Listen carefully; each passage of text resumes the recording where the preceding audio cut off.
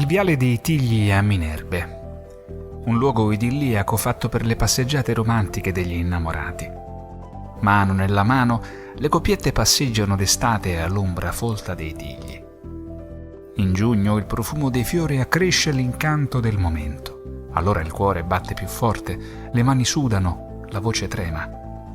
Sulle panchine bianche alcune coppie si stanno già baciando, altre più timide passeggiano camminando piano. Vestiti nuovi, gonne pelissettate, camicette col pizzo e collane.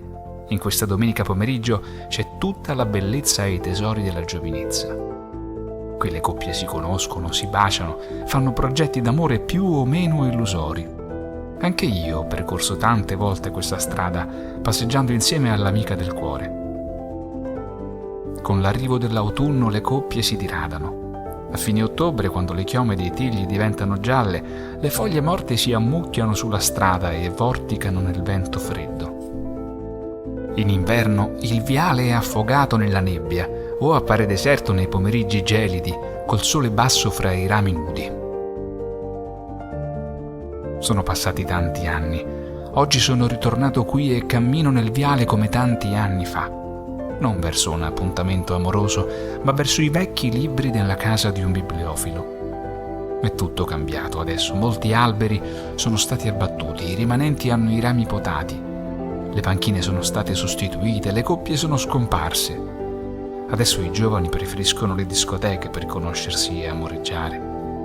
Il tempo inesorabile ha cancellato tutto, amori, dolori, bellezze, amicizie, ricordi.